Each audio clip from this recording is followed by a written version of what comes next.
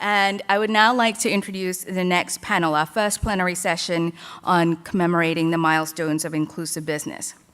So first off, I would like to welcome to the stage Martha Herrera, Corporate Social Responsibility and Community Development Director from CEMEX,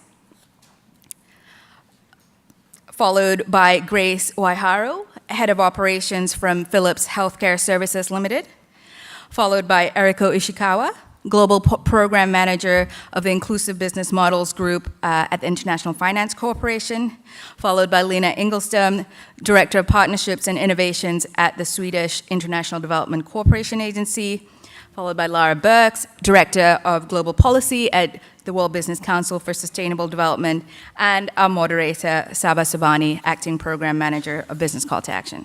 Thank you. Thank you. Does this work? Thank you very much, Suba, for this presentation. The topic of this session is really, we're at a turning point and milestone in the inclusive business community. And we can see from the report that there's mounting evidence of success that it's providing inspiration for others to tap to. I think from my perspective, the fact that we have these new emerging kind of SMEs and southern multinationals and regional companies complementing the work that we saw earlier in the panel, the earlier panel with the multinational is what excites me.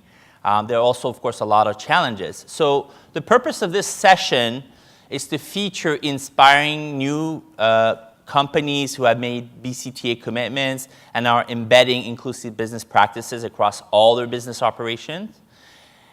Here we have Philips Health Services, which is a Kenya-based regional company that is working on providing affordable and sustainable healthcare solutions to improve nutritional outcomes in Kenya.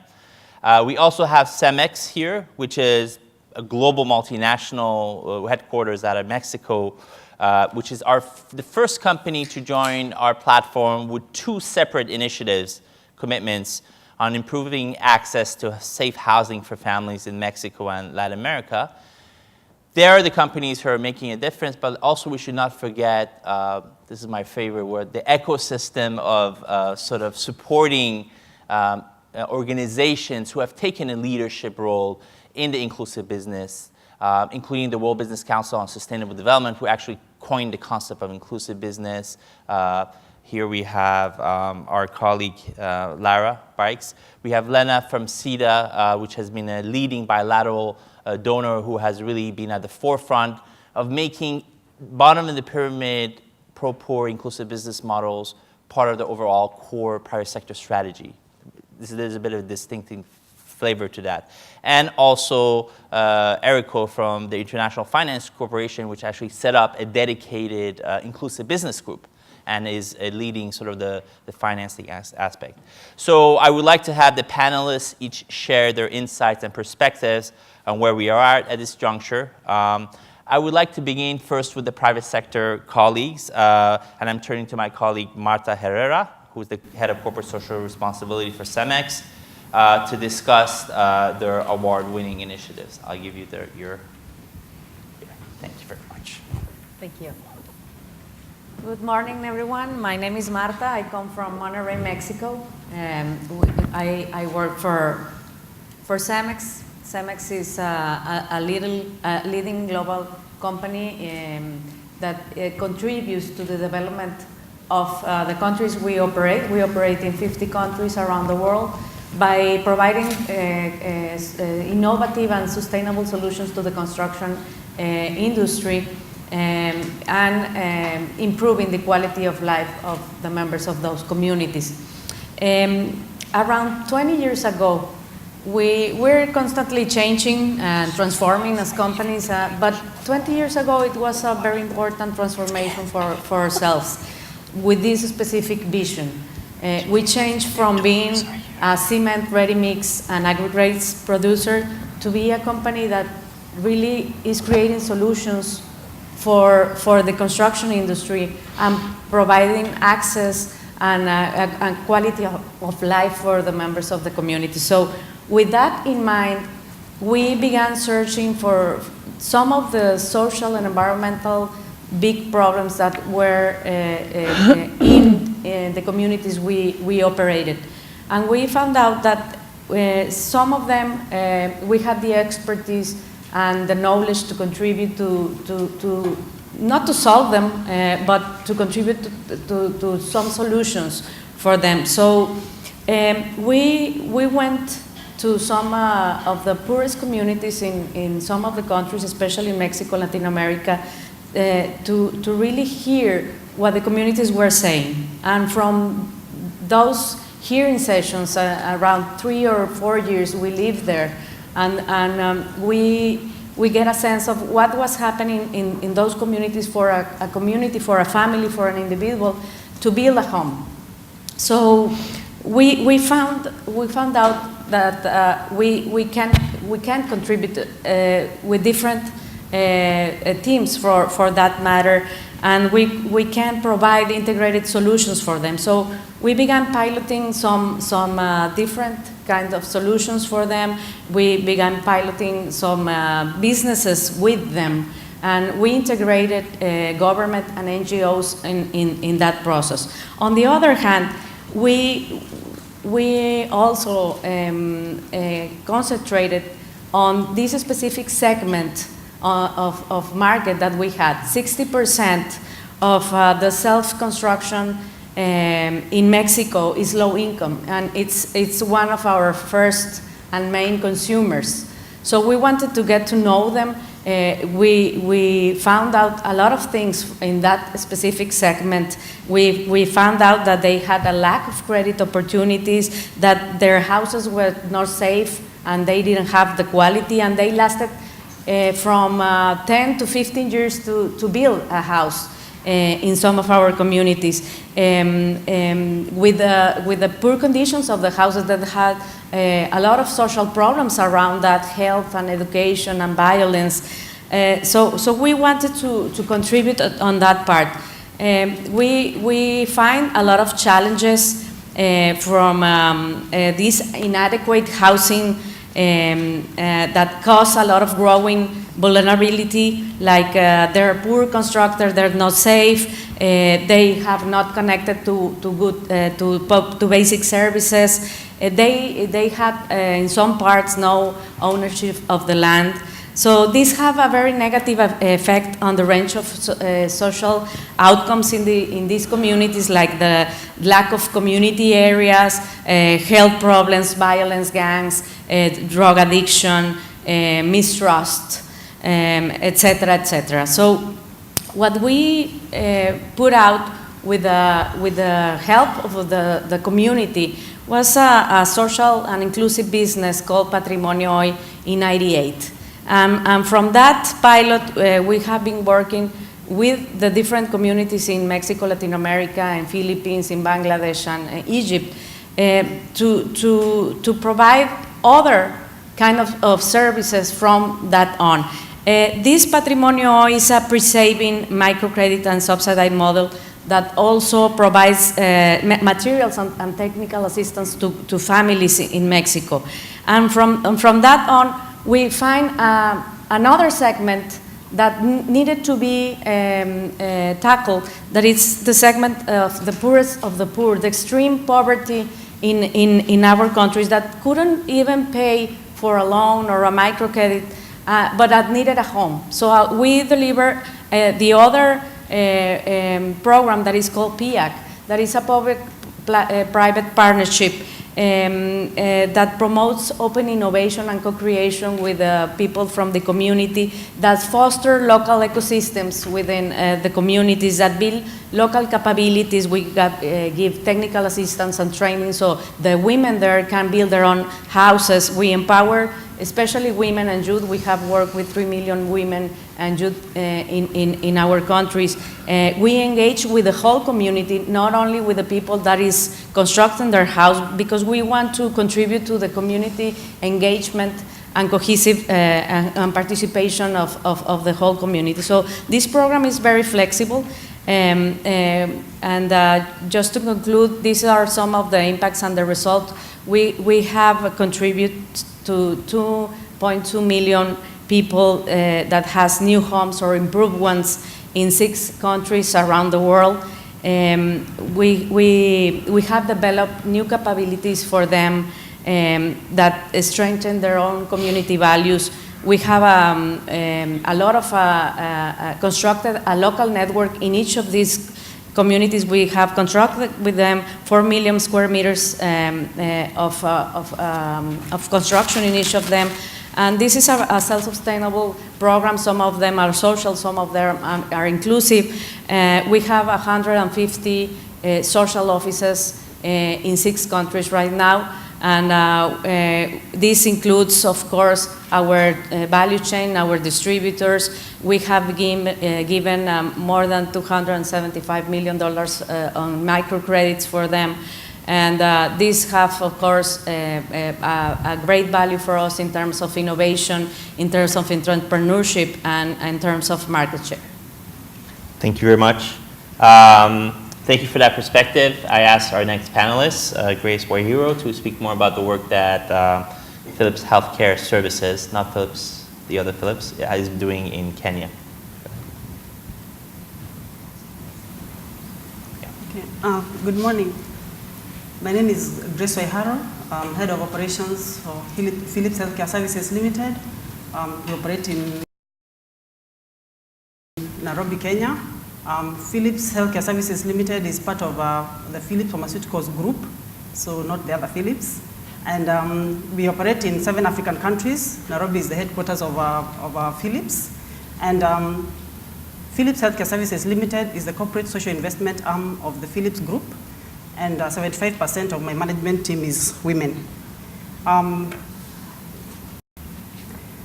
take you through what Philips does. In terms of our mission, Philips Healthcare Services Limited has a mission to improve quality of life, productivity, and dignity of the people at the base of the pyramid. And basically what we believe is that people at the base of the pyramid deserve to be treated like everybody else. The fact that they don't have much resources at their disposal doesn't make their life less of a value than the ones who have money. And so we are committed to make sure that they are able to live a dignified life, that they are able to take their children to school and have a healthy life, and that they can see their children get a meal every day. And our target population is what we call the low socioeconomic group. And in that group, we're looking at the working poor, we're looking at the absolutely poor. And for the absolutely poor, we work a lot with the donors. We are currently the largest distributor of ARVs, medicines for HIV and AIDS in Kenya through the PEPFAR program. So we have currently reached about 400,000 people with medicines for HIV and about 800,000 people with medicines for opportunistic infections. In terms of the working poor, we're basically looking at working with like-minded organizations so that we're able to avail healthcare solutions to them at an affordable rate. We're looking at high quality, affordability and accessibility of healthcare to the population, that low population, who can have little money to dispose, but a lot of times what they do is that they waste that money by going to get healthcare that turns out to be very expensive. So one of our challenges is how do we make them access affordable healthcare and that will be affordable to them. And so in terms of our services, we basically look at supply chain services. We offer health supply chain services for the donors who want to come in and provide the commodities they buy, and they pay us for the service. For example, the American government through USAID and the PEPFAR program procures all the ARVs, they procure the medicines for opportunistic infections. We offer the services for forecasting and quantification, procurement, warehousing, order management, distribution, and they pay us for that service. For the base of the pyramid projects, we're basically looking at who are the organizations who are out there who want to come and do work in Kenya and in Africa, and they want to use our services basically by partnering with them. For example, we work with Novo Nordisk for the diabetes management program, where they are availing the insulins Mixtard for diabetes management to the population at the base of the pyramid. So we basically procure that and distribute and work together with them. So in terms of our strategy, we are looking at some of the common diseases and health conditions that affect that population. And I mentioned we are working in diabetes management, we are working in diarrhea management, we are working in malaria, and today I'll be talking about malnutrition, which is a very core or key project for us because we are targeting babies who are 6 to 59 months, and we are looking at mothers who do not have much money to go and buy the fortified foods. So, why the micronutrient powder initiative or home fortification? The poor people in Kenya, and like I mentioned, our organization is 75% women. We know how it feels for a mother to see the child going hungry, or for a child to be not to get the appropriate nutrition. And so for us, the issue of home fortification is a very key issue. Most of the mothers that we are targeting are mothers who get less than $2 a day.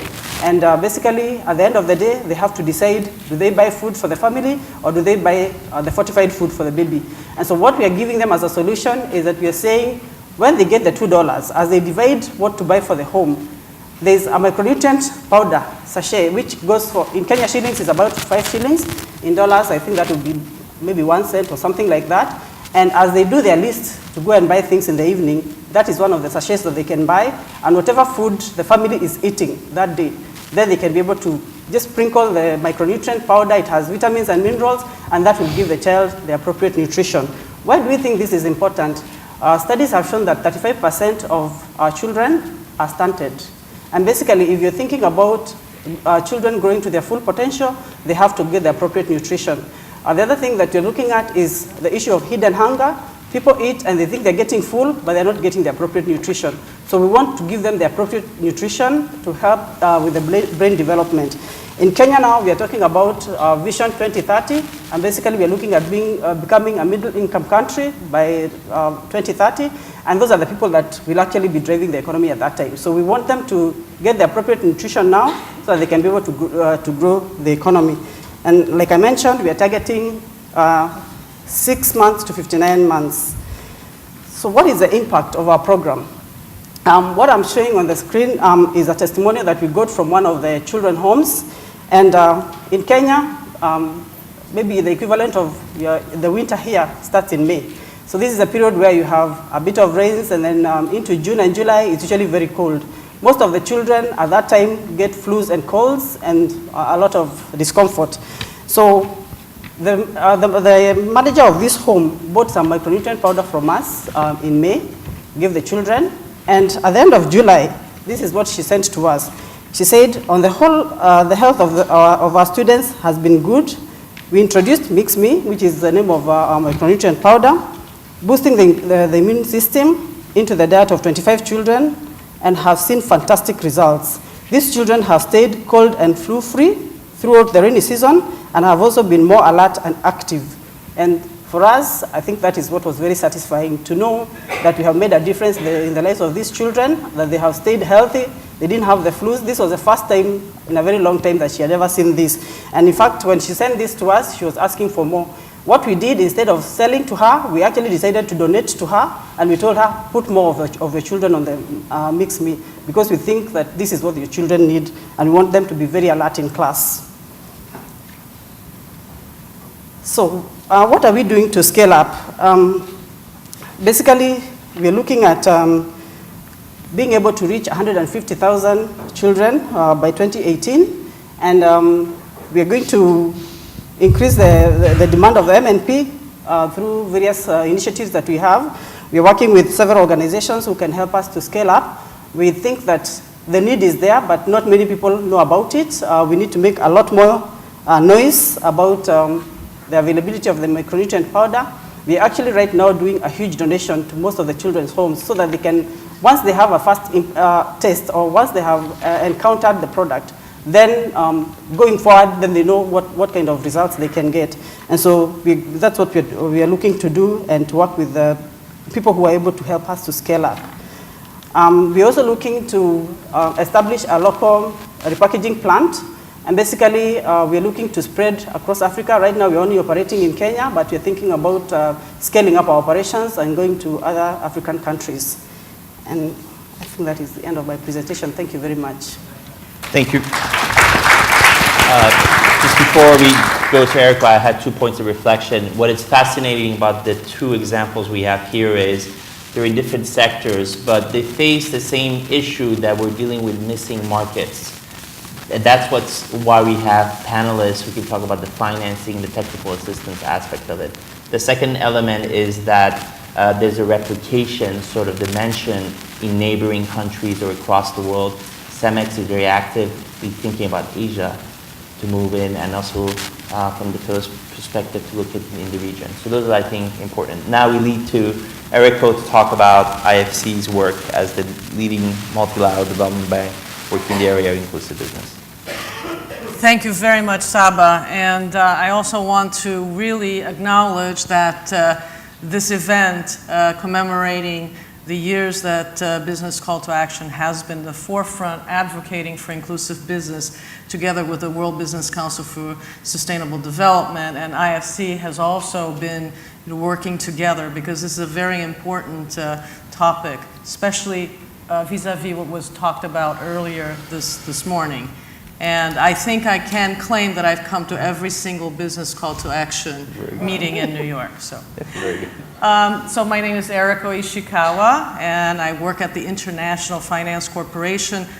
Many of you may know we are part of the World Bank Group, and as such, we do have the dual goals to eradicate poverty and to boost shared prosperity. So this inclusive business practice is very important for the World Bank Group and of course for IFC, because we are the largest financiers of private sector projects in developing countries, and we've been around for a long time. I wanted to just share with you that it is possible to find businesses that do both. They are commercially viable, but they also reach the base of the pyramid, and they really look at the poor people, people with low income, as real economic agents in society. They are the suppliers, they are the consumers, and they should have a voice. So I'm just going to share with you this large pie chart to let you know what kind of businesses we have been investing in. And we're talking about investments. IFC invests in businesses that are ongoing, that have a business model that we see have impact, but also have commercial returns. And on the 10 years or so, we went back all the way to 10 years to look at our portfolio. And the portfolio is robust. The returns on the debt and the equity are the same as other projects that are more infrastructure, creating the whole environment for the economy to grow. But these are projects that have direct impact on poor communities. And what we see is that 11 billion committed over 400 companies in 90 developing countries. So this is quite a lot. So it's not something small, new. It's tested, it's proven. But the interesting thing is many of the companies we invest in are local companies. I think previously people mentioned about, there are a lot of multinationals that were interested. There are many also SMEs interested. But where we found quite a lot of the companies we invest in are medium to large local companies. As one of my clients told me, we are a local company. If more than 50% of the people in my country are poor, we cannot ignore that market. So that is really why these businesses have been doing quite well. Now, on the sector distribution is quite interesting because you see that financial markets microfinance, which really targets the poor, is quite robust there. But we also have a lot of telecom and IT. And the reason being, we helped many cell phone companies go into all the remote regions in the world. We did quite a lot in Africa. And most recently, we helped a company in Afghanistan. And I'll mention about that a little later. We also do a lot of work with agribusiness companies that buy directly from very low-income farmers, those smallholders that make coffee beans, cocoa. And these are, some are local companies, others are global companies, but they need that supply. So it's part of their core business. So in terms of income generation, the agribusiness projects have probably a very, very big impact. And as you can see, we also have other financial markets because we have new products leasing and all kinds of other banking services that really target the poor. We also have health and education, which is very, very important. And more we're looking at local companies that are really trying to establish the networks. I will have both a health and an education example a little later. So I just wanted to summarize that the businesses out there in developing countries that hadn't even had a label inclusive business, but they have been doing that. And many people ask me, well, what about their motivation?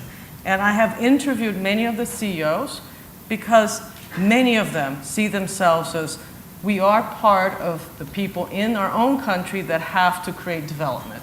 And I think that we have to be inspired by those people in those countries to really, do what we are all trying to do as a global community.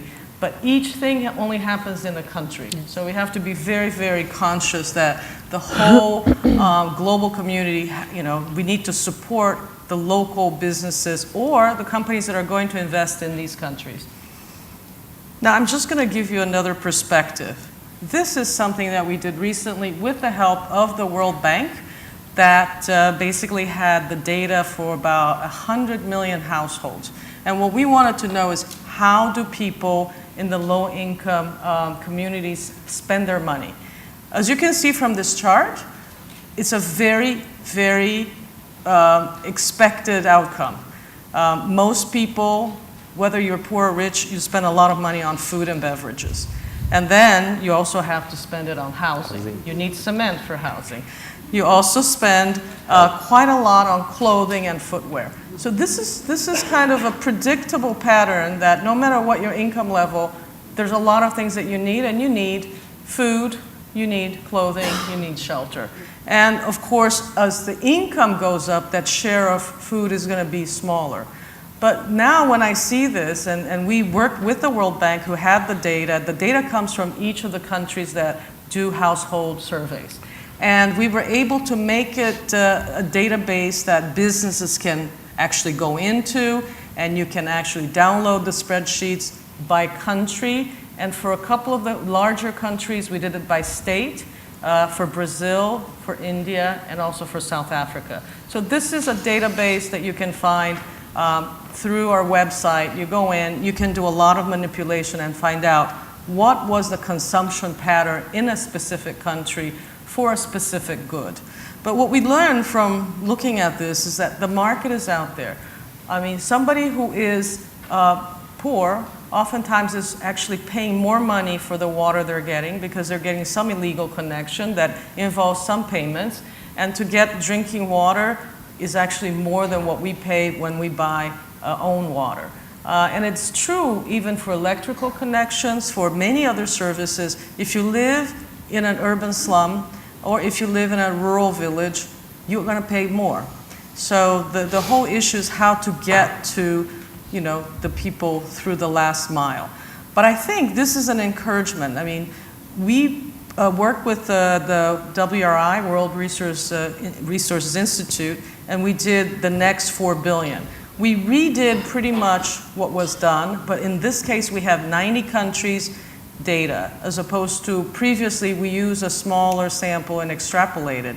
And so still the market is there. It's still $5 trillion every year that people spend, and it's 4.5 billion people. This is from the 90 country sample that we did. So if we extrapolate to some of the countries that we didn't have data, it's quite a lot of people. So in terms of the needs, they are there. A lot of the needs are food. So that means local companies have to be involved. You're not going to be importing food, that much. You're going to have to really grow the agribusiness in each of the countries to be able to, feed people and also to have food security. So I'm going to go into a few examples just to give you an idea how do we interact with mostly local companies. So as I said before, the market is huge. It's $5 trillion. How do companies look at the base of the pyramid as customers? We have a client that we've worked with for more than 10 years in Brazil. It's an interesting company because although they're a financial institution, They started out as a financing arm of one of the largest distributors in Brazil called Martins. And what they did is the founder of the distribution company, Mr. Martins, he was a small shop owner. He started working when he was 16 years old. And he saw that as a small shop owner, he didn't get treated very well by the distributors because he wasn't buying the volume.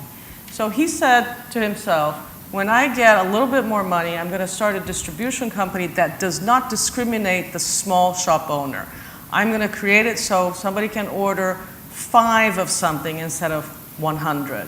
That's what he did. And the company has been around for more than 60 years now. And what he did was to do the logistics and all types of services, but really targeting small shop owners. But then he realized that what really is needed is financing. Small shop owners need financing not just to buy the merchandise, which most distributors do on a like 30, 60, 90-day basis, but they need money to refurbish the interior of their shop. Once they start growing, they need to have more efficient refrigeration. They need to have stations that warm food. They need all types of technical assistance that he felt was important to grow these small shops. And as they grow, they also buy more things. So it's a business model that really helps small shop owners, and as they grow, they actually buy more from this company. And they have a university, quote unquote, for retail knowledge. And there they really show people through videos, through classrooms, how to stock their small shop, how to be able to interact with your customer. And one of the things that the financial arm is able to do is they're now being able to give credit cards to the people who come to the shops who don't have a banking relationship because they're poor. So they don't have a bank account, but they can get a credit card. The shop owner basically does the due diligence for the credit worthiness of the individual. And the payment rate is very high. Why? Think about your own life. If you have a corner store that you go to every day or once a week to buy your groceries, and here in New York, it's quite common. If you don't get access to that store, you have to walk much further to get your groceries. So if you're already poor and you don't want to spend on transportation, you're going to make sure that the neighborhood store you're buying food from, that you keep your credit intact. And in many situations, people got credit informally from these store owners if they couldn't pay that day. So it's part of the culture and it's part of the neighborhood community idea. And that's a very interesting thing because we find out that credit is not just a bank and a borrower. It's really about the relationship of trust between somebody who's willing to give the credit and then you feel obligated to pay. So that's a very important point that we've learned. Another of our clients that we invested in more recently is in the education sector, and this is very exciting because they're doing pre and primary school, and they're targeting communities where people have very little money. So they're able to lower the cost of the education by making the lessons much more so that the teacher only has to teach, not prepare the lessons. And they're using technology, they're using tablets, they're using cell phones. And this is a more recent engagement that we have. They are starting in Kenya, but they want to branch out all over Africa. And these are the types of things that we need to figure out ways to use technology and use the ability of local entrepreneurs or others who are coming into countries to really reach what is the target population. Now I'm going to talk about base of the pyramid as suppliers. And I think this is something that most people don't think too much about. Because when you think of the majority of the smallholder farmers in the world, and they really are very poor, they don't have access to markets. So we have been working with both these two companies. Ecom is a global company, and Jain Irrigation is in India. And in both the situations, they see that the farmer needs to make money. And that's the premise of the engagement. In Ecom's situation, they buy coffee and they buy cocoa. They really do a lot of the agribusiness training. They also do all types of business training for the farmers. But at the end of the day, what they can improve is the quality of the beans, and then the farmer gets a better price. So we have been working with ECOM for more than 10 years, and they're all over the world. In Mexico, they actually had to create a financing company to be able to finance the farmers.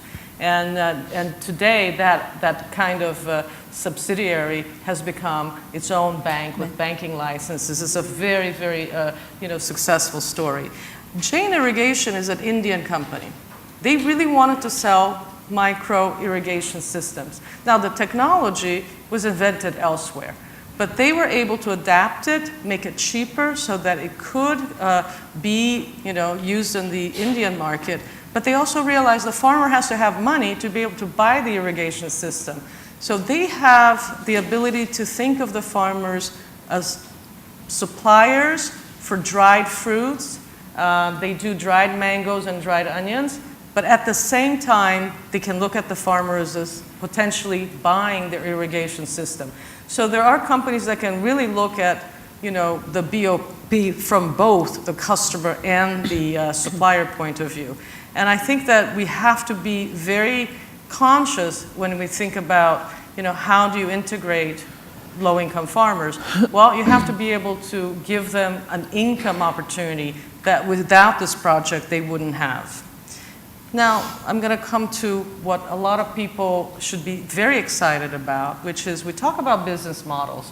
And the reason why we talk about business models is because we have the faith that it can be replicated somewhere else.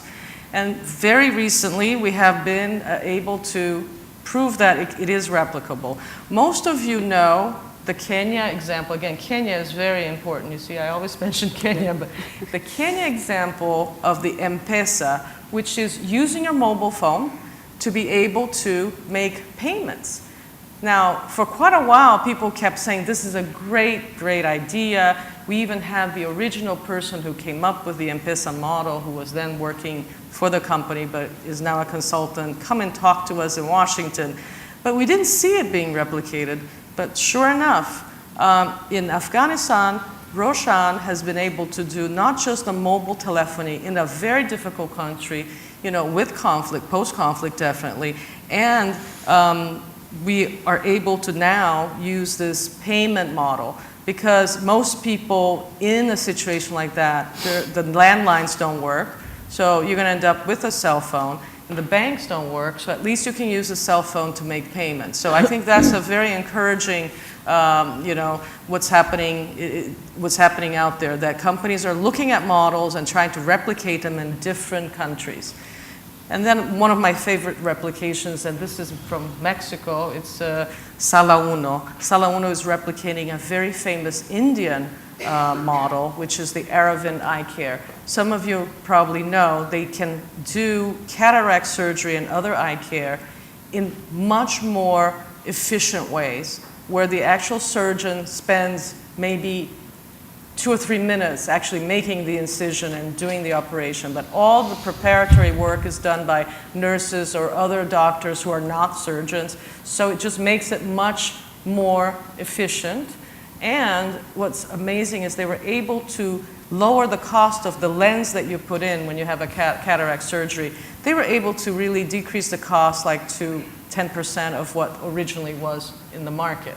And 2 Mexican entrepreneurs have been looking at doing this replication. They have all the contacts with Aravind. Aravind is actually a not-for-profit foundation, so they have actual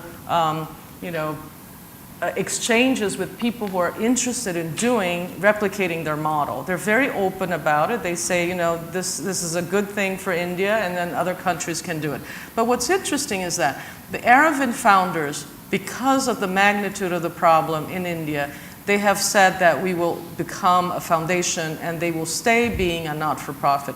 Also because in India, in the medical area, like all hospitals are foundations. So there are issues about how the environment allows you to be for-profit, not-for-profit. But in any case, Aravind staff had told me we will never become for-profit because we really need to cross-subsidize the free service we give to the poor with the higher prices we can charge to the population. So they really need that cross-subsidy.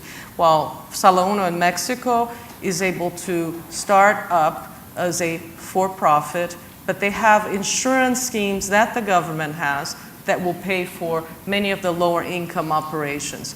So we have to look at adapting models, but looking at different countries, different regulatory environments, but I think it's doable. So what I would like to share with you is that we really should stress that the private sector has a role in development, and we see that more and more from countries, from local countries, from countries from other multinationals, and there is a real market because the needs are enormous, and I welcome the business sector, the private citizens, philanthropy, I think everybody is needed, but the sustainability of a business model that eventually can make a profit, we heard, Standard Chartered is around for more than 100 years. We want a lot of the companies that are being established that can do both good for the poor and who can also be sustainable on a commercial basis to be around for 100 years. So I think that it's a great opportunity for all of us here to advocate that inclusive business is here to stay and that we will continue, to provide the support necessary. Thank you. Thank you, Eriko, for providing such a strong business validation for inclusive business. Just one point I would make is our report sort of mirrors your own portfolio in identifying both established companies that we saw earlier in the morning and emerging companies at the forefront. Now I would like to turn to our next panelist, Lena Ingelstam, who is the Director of Innovation and Partnerships of the Swedish International Development Agency. Lena has been playing a big leadership role in positioning Sweden as a leader in inclusive business space with a range of portfolio of initiatives of support, including the business call to action. Thank you, Lena. Well, thank you, Sava, and I would also like to say I'm very happy to be here and that we are today commemorating the achievements done in inclusive business, and we are also very happy to be part of this initiative.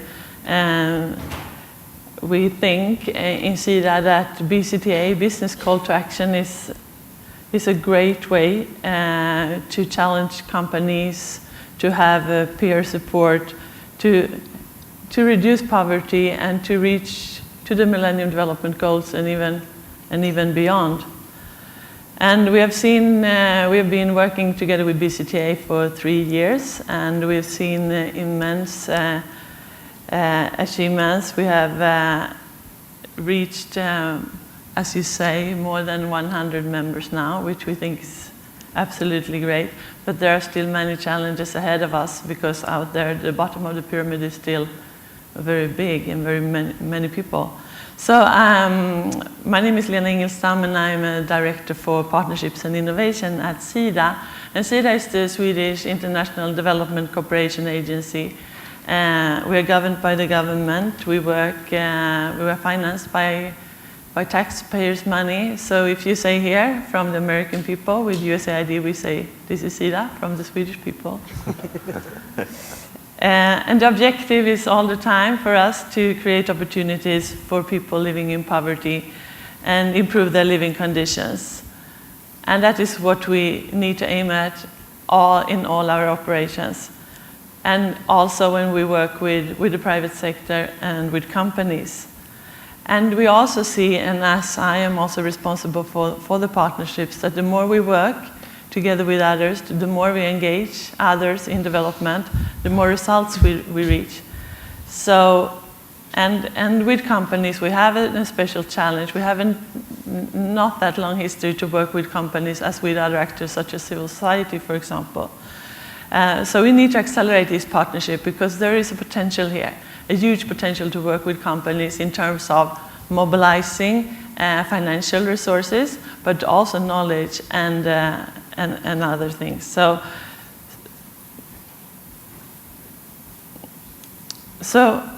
well, we work with companies where there is value addition.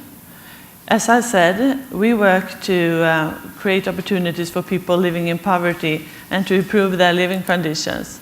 And we know that private companies, well, many of you represented here, you have your business goals. So, but when our goals overlap, there are collaboration opportunities. And I'll give you one example. We have many strategic partnerships with companies, and many Swedish companies. I'll tell you a little bit more about that later on. And one strategic partnership we have is with Volvo. And we have, I'll tell you about a project we have in Ethiopia where we support mechanic schools together.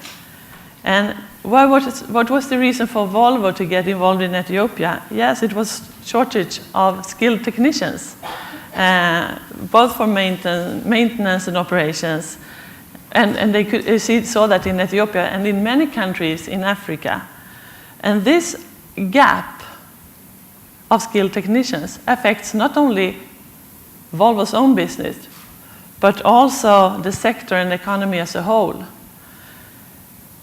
And we also hope that authorities concerned would be interested to work together with us in this, to support these mechanical schools, because what we aim at here is public-private partnership on the ground in the countries. And for SIDA, what was the common opportunity here?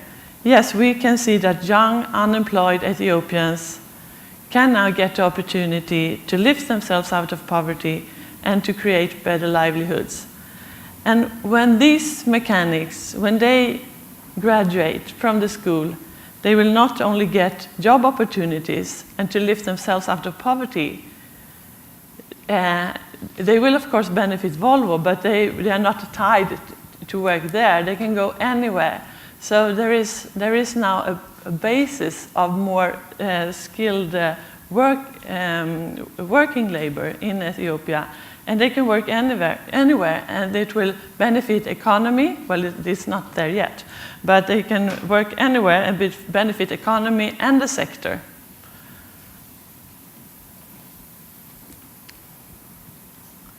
So when we work with private sector, we have framework and criteria.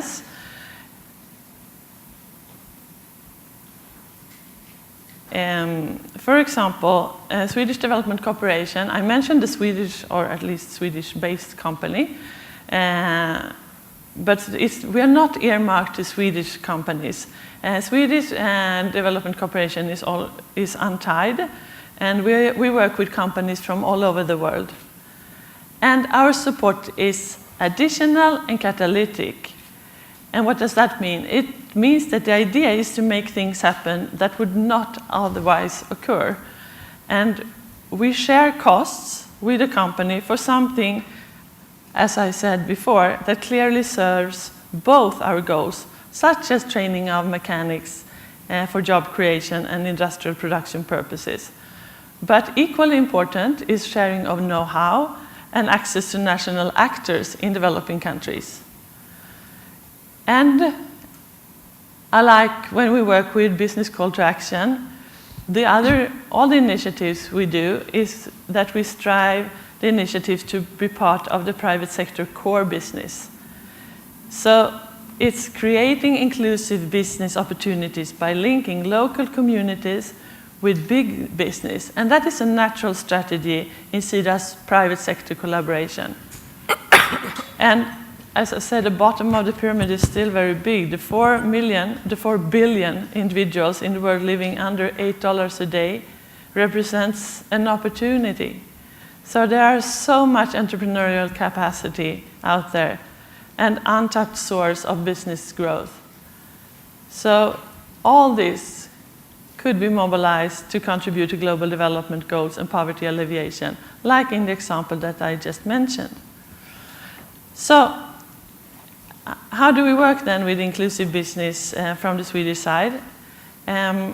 We have seen a recent and very strong interest to engage in inclusive business from the Swedish private sector.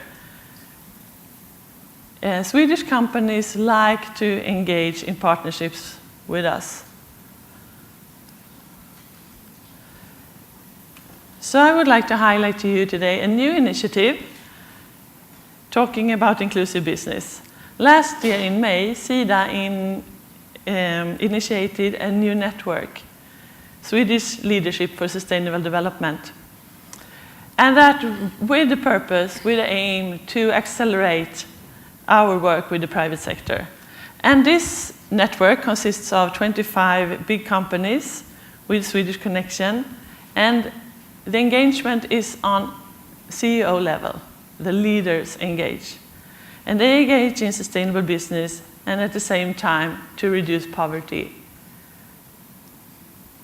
And these companies meet on the leaders level. They meet at BCtA in Stockholm to discuss how can their business be more sustainable? How can they do investments that would serve the poor? And also discussing common issues such as how to work with anti-corruption measures, how to work to better take care of the environment when we do business. And so the network is valuable both for them and for BCtA, but the aim is also to do concrete action together, to do concrete projects, such as the partnership with Volvo in Ethiopia. I told you earlier about it's one. And that is one result, one concrete result of the work in the network. Another one is the collaboration between BCtA and H&M in Cambodia, where we together with the Cambodian government, with ILO and the Swedish Labour Rights Organization, we work to improve industrial relations in the garment chain, the whole value chain, and also to eliminate unfair labor practices. And then, of course, we are proud to be part of BCtA. We have, as I said, been involved working together with BCtA since 2011, and I'm personally proud to have been through this journey together with you all since. And we were really attracted by the idea to challenge companies to commit to inclusive business practices, and that would be a way for companies to contribute to sustainable development. And we see so many good results from Business Call to Action today. For example, one Swedish member, the IKEA Group of Sweden, they have reinforced its goal to only use cotton produced entirely in line with Better Cotton Initiative in all IKEA products by end of 2015. And we see another, Life Springs small hospital in India, where 80,000 families will have access to maternal and child health care at a lower price. So these are two examples that I would like to highlight, but there are many more. Thank you very much, Lena. We had the opportunity last year to organize an event with BCtA and the Swedish Embassy in India, and it was quite an interesting insight in trying to look at how global multinationals are also playing an important role, leadership role in the inclusive business. In the Indian context, I think that adding the environmental angle to the social inclusion was a key distinctive part of what Sweden brought to the table. Thank you. So now I turn to Lara Bergs, who's the head of global policy for the World Business Council for Sustainable Development. As I mentioned earlier on, the World Business Council for Sustainable Development, which can tell you more about as a global CEO-led membership organization, actually coined the concept of inclusive business. So, well, thank you very much, and thank you to our organizers who have given us a nice point to reflect upon all of the great examples of inclusive business here today, from the business case to financing, collaboration, partnership, and certainly impact. So my name is Lara Bergs. I'm with the World Business Council for Sustainable Development, more simply usually referred to as WBCSD, and I head our global policy division. So a little bit about the Business Council for those of you that might not be familiar with how we work and with whom we work. We are a member-driven organization comprised of roughly 180 to 200 large multinational corporations. I would characterize them as the leaders in sustainability, and we have one of our members here on the stage today, Cemex. So our member companies join and select to be part of either natural capital or social capital business-led initiatives, energy and climate change, water, agriculture, forestry, and then social capital areas dealing with issues like inclusive business, sustainable consumption, and others.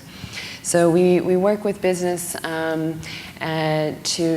leverage all of these different work streams, and one of the main ones now, of course, is inclusive business models, which is implied throughout all of them. Perhaps the advantage of going last here is I think that the other panelists have given some great concrete examples from a member perspective, also to the IFC, who's been a great partner in this. So one of the differences here from the WBCSD perspective and how we are leveraging inclusive business is through Action 2020, which is our platform for engagement with business. And our member companies engage in Action 2020, again, around these different business solutions. And specifically with respect to inclusive business, this has three components. Action, and we're characterizing that as think global, act locally by catalyzing action on the ground. This specifically includes enlisting our global network around the world. We have around 70 global networks that are the equivalent of our local BCSDs. They're dealing with the SMEs on the ground, and this gives us a lot of local intel and local capacity. And there were some references earlier made to this kind of outreach.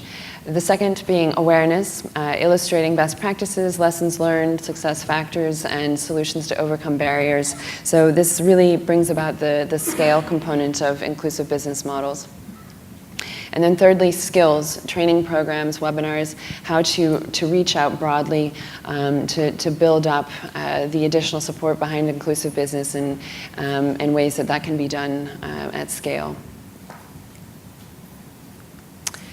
This is an overview, a continuum of the history of WBCSD, and as was noted, we've had about a decade engagement in inclusive business, having coined the term originally, and so we were working initially with a subset of companies, and now that's increasingly growing. Of course, engaging the global network helps a lot as well. Collaboration with financing institutions, other partners. I think one of the areas for growth remains building beyond the US and EU into Asia and other parts of the world, Africa, and some of the points mentioned earlier are working to help us expand beyond just the heavily EU-US based initiatives. So some of the points along the continuum here for the last 10 years or so highlight the value of inclusive business in supporting local supply chains, local business pools, sparking innovation, and some of the points mentioned earlier around the competitive advantage and of early movers. So we can go into some of the specific examples if of interest, but I think our panelists earlier gave some great concrete examples. Sure, thank you very much. So I'll have a bunch of 2 rounds of questions for the panelists, then I will open it up to the audience. I think one key 2 distinctly key themes came out of this discussion. One really is we are dealing with missing markets. We're not dealing with just missing marketing information. It's not just that if we provide the corporates with awareness about these markets on its own, or maybe just a partnership, that we'll be able to unlock it. It's a very complex business.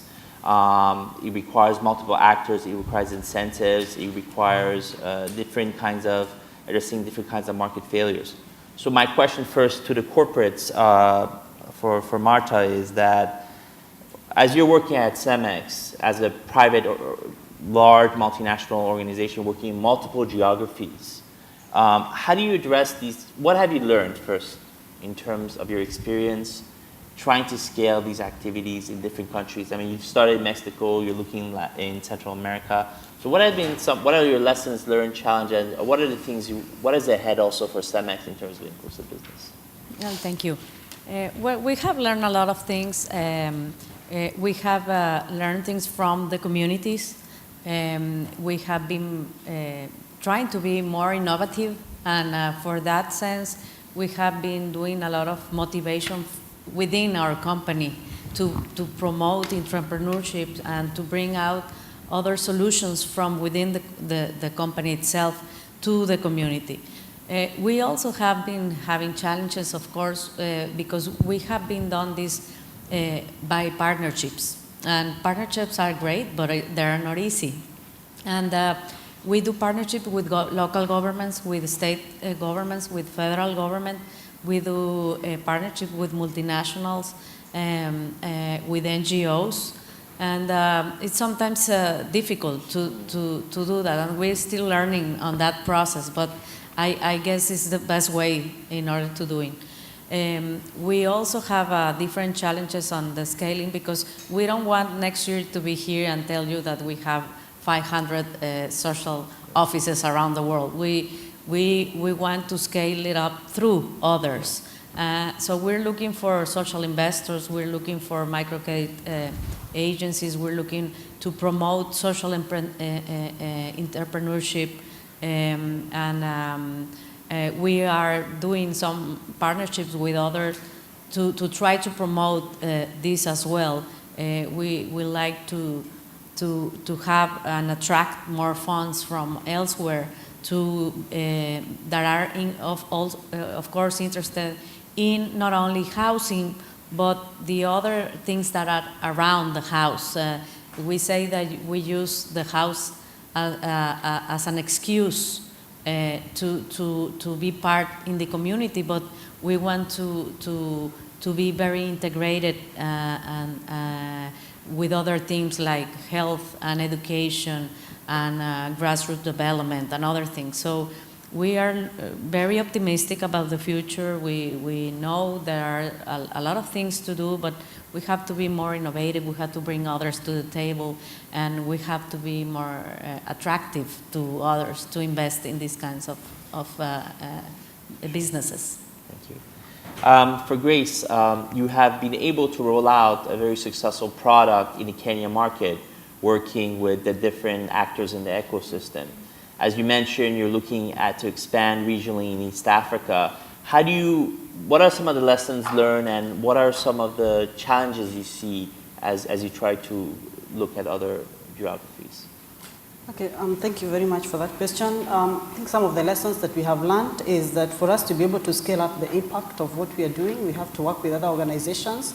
We are looking at providing a product at a very highly affordable cost. Some of the things that add up to the cost of products is the issue of marketing, demand creation, and those kind of things.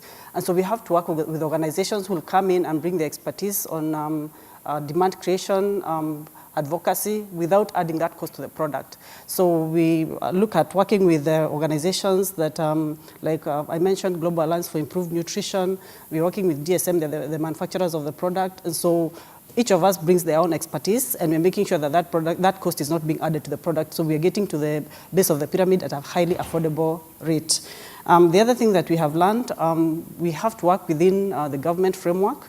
In Kenya, one of the challenges that we have had is that we didn't have policies that guided the home fortification products. That took us almost 2 years to get that going through. And so we have to bring the partners and the policymakers on the table so that they can understand what we are trying to do. And maybe if there's anybody who can help to make those processes fast, because 2 years is a long time. The other thing is that for the group that we are targeting, the 6 to 59 months, in Kenya, 6 to 23 months is what the government calls a protected cohort. For the protected cohort, it means that the government provides those commodities to them. So the private sector cannot go into that. The unfortunate thing is that we will sell to the government the micronutrient powder, but it will sit in the central medical stores and expire. So what we have to do is sell the products to the government and then go down to the district hospitals and the community workers and tell them to request for the products. Otherwise, it will not move. So basically having a network of community workers and people on the ground who know what we are doing, and then they can be able to push the government to avail those commodities. Otherwise, right now we actually have a situation where a lot of the commodities will expire. We distributed to the government about 37.4 million sachets, and they sat in the central medical store for more than 6 months. They just distributed them recently, and the expiry date is like January next year. And because of all the bureaucracy of having to do the training programs, and people at the ground don't know what to do with the micronutrient powder, there's too much bureaucracy. So the commodities might expire. World Bank is the one that funded that. And so unfortunately, we see those kind of situations. We want to move things, but it becomes a bit challenging. One of the things we were quite excited at the BCtA was we're doing a case study of understanding how this complex system, and this is works, as you mentioned, the coordination between marketing of the bureaucrats and awareness raising to ensure that there's distribution. As you move into other markets, is this something you're thinking very much implicit? Because this is part of your commitment to BCtA, that you do this upfront, because you will face the same challenges, which is sort of lack of coordinated action from the... Yes, we're working very closely with the Global Alliance for Improved Nutrition. They've been doing a lot of work with our ministry in Kenya. And now we have the policy in place. We have the Kenya Bureau of Standards that has set up the standards on home fortification. And we're hoping that we can work with them in other countries to scale that up. So at least we have some lessons that we've learned in Kenya. I think Kenya has been very hard. But as we move along, we have lessons that we can apply to other markets. Great. Eriko, you provided such a powerful presentation, providing the business case for inclusive business with some examples. I mean, we have corporate audience. We're live streamed, by the way, so we have a lot of people around the world who are watching this thanks to Business Fight Poverty. But people say, especially one of the things we face when we speak to a lot of corporate leadership, this is great, but you're still talking about very difficult markets. There's a need for de-risking. What is some of the lessons learned? What is ahead for IFC as you think about in terms of what can be done to affect, or the IFC World Bank Group as now you're going through a restructuring and thinking about it? No, I think that's a very valid point, because most of the successes we have seen are actually from local companies that took years to get to where they are. And I think that perhaps just looking at starting new companies, it's always going to take a long time. And I think we have to be realistic. I think the idea that you can do something in 5 years with a startup in a difficult country is not feasible. So perhaps we have to think of, it has to be a longer term investment. It has to be something that a corporation that's coming from the outside makes sure to partner with local businesses that understand the markets, understand the bureaucracy, that can help them go through that, but really make it as a long-term partnership. Because it's not something where you're going to go in and make lots of money. You have to really build a market, just like Grace said.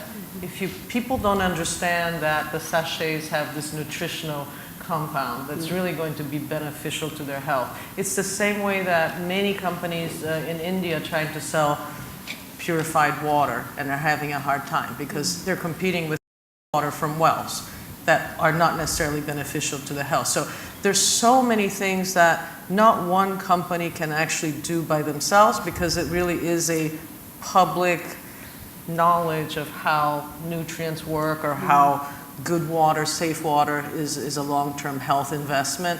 So I think that we have to all work together. I see a convergence, though, that I think that more and more companies from developed countries want to go into emerging markets and see that they're not just going to go and sell something. They're going to have to build this whole infrastructure. And one of the best ways is to find local companies that may be in the market that they want to go into. Because the distribution of things in most emerging markets is not that easy. And that's the one nut that we still have to crack, is how do you do distribution and how do you do last mile infrastructure. Those are two areas that still need quite a lot of work. Great, thank you. And Lena, from your perspective, I mean, you have very much built this portfolio of initiatives as a bilateral donor, and here you have people from other sectors, the corporate world, the sort of institutions who are working as part of the ecosystem for inclusive business. So what kind of advice would you give to your fellow panelists and others in the room just about working with donor governments? Okay, thank you. I actually have a slide on this question. Could guess that it could, well, yeah. Well, it's very much about being open to the fact that we have different roles and different cultures, and take time, get to know each other's playing field, and identify this when our goals, where our goals meet, and also a governmental agency. We have strategies and policies, so we get to know what guides our work, and then from both sides be open about the weaknesses, and that will create transparency and trust. Take time, invest in trust, and we're a bureaucratic entity, so be patient with us. It takes time to come to the decision. And always, as I said, everything we do is with aim to eradicate poverty, so the development effect is always crucial. Great, wonderful. So, I mean, you hear a lot about complex issues, patience. This requires patience. You deal with a lot of CEOs in the corporate world. How can we advocate for a type of business that requires patience and deals with complex issues, but which has tangible benefits? I mean, as we look ahead, how can we collectively do that? What is your perspective? No, thank you for the question. I think that the next steps, we have a great basis already from which we're building on inclusive business models from our member companies, and I really think that Action 2020 will end up being one of the key platforms for engaging ever more members, and we see more and more enthusiasm from our CEOs to engage along these lines, and that's probably, if I had to identify one key area in which we can really coalesce that support from member CEOs, additional multinational corporations, it's through that systemic inclusion of a business model, of inclusive business models throughout all of those work streams. Great. So we open up to the floor. We have an impressive set of panelists. And yes, questions? Here, one in the back. Go ahead. David Wilcox, Reach Scale. So you could pose the question, what's the market share of inclusive business? And I think if you ask that question, you'd also have to kind of think through all the other quote-unquote competitors. I think if you go and look at the corporate side, you'll find that inclusive business isn't that prevalent, and that there's a dominant shareholder there called shared value. So my question really centers around thinking about, A, does shared value get you where you want to go? I think if you look at most corporate partnerships, you'll find a big nonprofit or NGO, a big corporation, and maybe a government. And once those three get together, you almost never see a sustainable model enter after the fact. So if that's what results from that model, and if that model's the dominant share, how can you accomplish your objective? Whose minds do you have to change? And how do you get to the CEOs who would have to say to their companies, we should actually stop investing in unsustainable models, and we should shift a significant portion of our volunteerism, philanthropy, leadership development, country development to sustainable models? Sure. I'd be happy to answer the question and then open up to the panelists. I think one reflection we've had is when you're looking at the issues affecting the bottom of the pyramid, you're dealing with local context, local problems, heterogeneous markets. The business case is not the same for all companies. Here you see an undercurrent of discussion about how corporates who have embeddedness have been able to, over a period of time, to build those kinds of relationships and to be able to take advantage of those local business opportunities. The fundamental question is that we're dealing with missing markets. These are not things that can evolve, and it requires, I think, buy-in from local players. In the afternoon, we'll have a very interesting discussion with a number of players from the Philippines. So you can see a real-time ecosystem. It's not just the corporates, it's the different actors. So I think we have to really think about the heterogeneity of these different markets and who we want to bring to the table when we're trying to, let's say, expand access in Kenya. But I leave it up to the panelists because you do have very concrete examples of how they have done that. Yeah, maybe if I can go first. I think that is a very valid concern that he mentioned about shared value. And I'll just share a case of my program and what we did. One of the things that we wanted to do in order to ensure access to micronutrient powder was to have it go to what we call, in Kenya we call them kiosks. They're like neighborhood kiosks, neighborhood shops. Very small shops where they stock everything, and if you don't have salt in your house, you'll just go leave things cooking and go to there and get your salt and go and continue with cooking and everything. And we wanted to partner with a huge organization that does fast-moving consumer goods, and they have a wide reach. And they're purely a commercial entity. And when we explained to them what we are trying to do and that they won't be able to make the kind of margins they're talking about, they looked at me and they said, if we can't make at least 20% of the margins, we're out of this. And they actually went out. So basically for them, they wanted something that will make money. And that is not what we were going for because we wanted the product available to the mothers at a very affordable cost. So we had to let them go, but we would have actually achieved our reach because they have a huge network.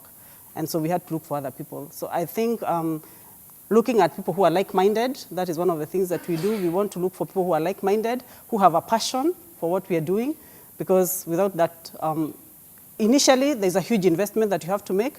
We believe because of the huge market, in the long run, it will make a lot of economic sense and it will be sustainable. But for an initial investment, you have to put in a huge investment.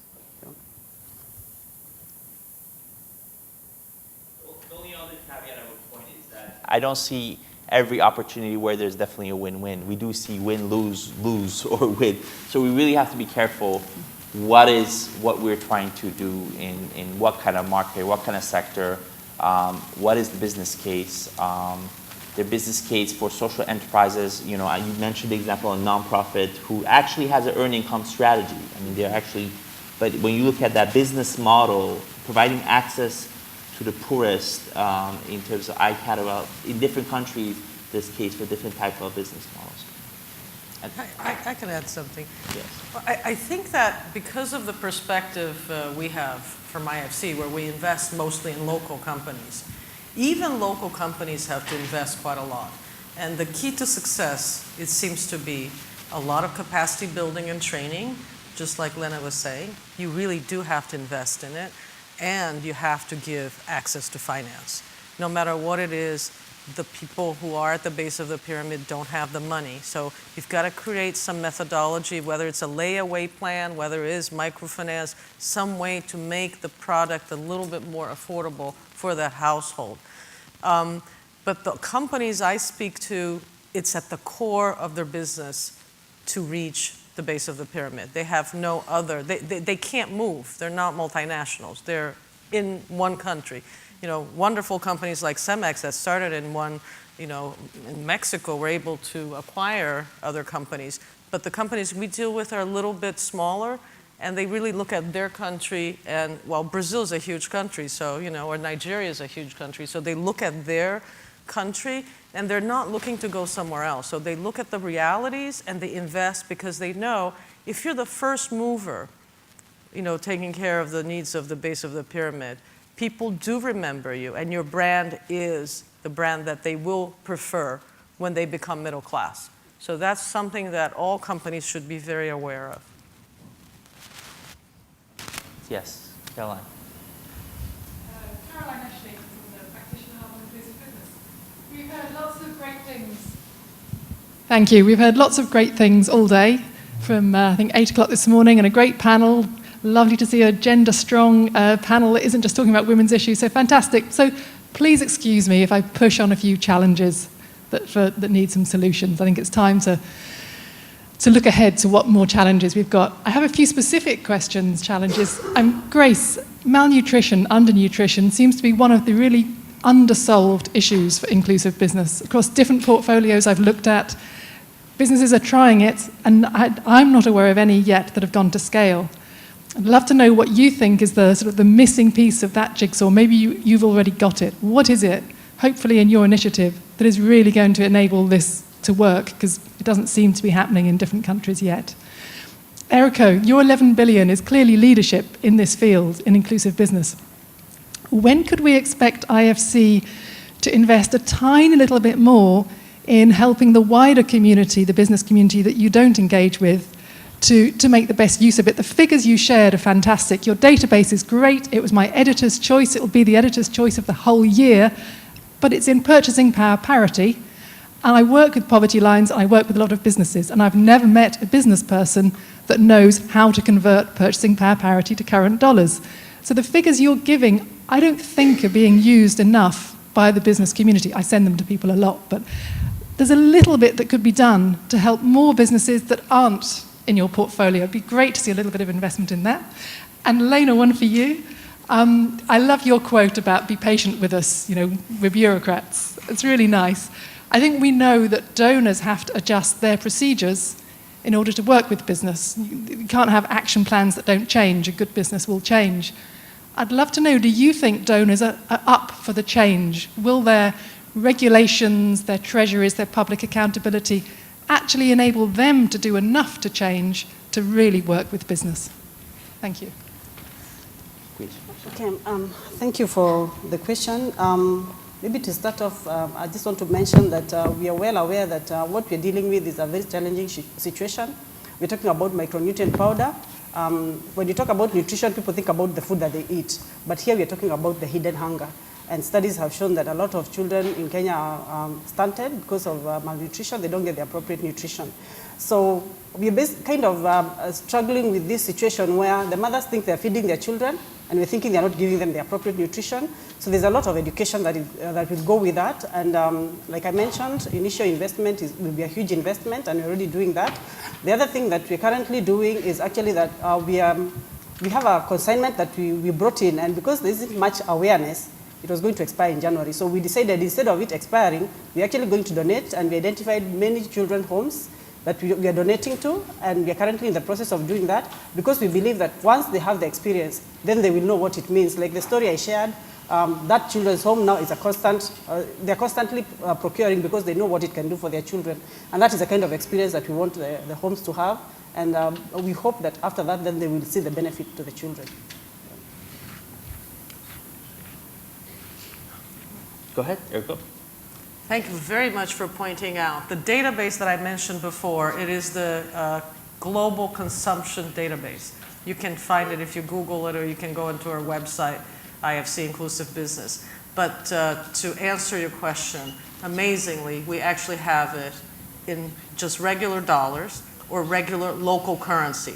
So, we all use PPP because we're part of the World Bank group, and, purchasing power parity is how we give all the numbers, but we made it explicitly to be able to convert it to just current dollars or current local currency so that business people can actually do those calculations and it makes sense. And I agree that sometimes we come up with these things and we actually are a little bit in the same situation as Grace is, where we don't have actually the money to go and advocate and spread out. But I think that the consumption database is one of the most powerful tools, and I agree with you, many companies don't necessarily look at it or don't know about it. So we all have to do a better job and cross-fertilize that idea. Okay, well, thank you, Caroline. Well, donors, if we're up to change, I can respond for CEDA, but perhaps not for all of us. I think that one important measure that we have done in order to be better in responding to business opportunities, to when we identify problems out there, is that we have delegated more and more responsibility to the missions, to the country offices where we work. So I think that is one condition that has improved and that make us up to decision quicker. But I think that there are still lots of improvements to be made in terms of our long decision-making process that is inbuilt now into our system. But we have really identified that challenge as well, so that we will be more effective when we work with business too. Great.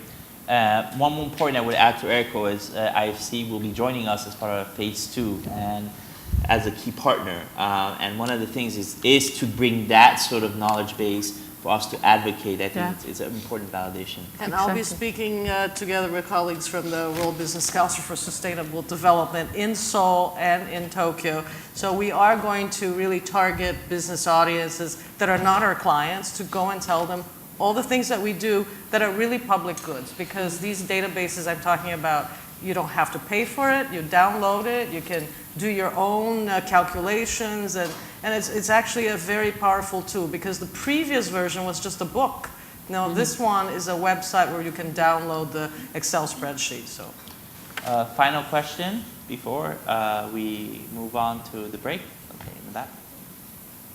Hi, I'm Susan Chapman, SBC Global Advisors. Thank you, Piano.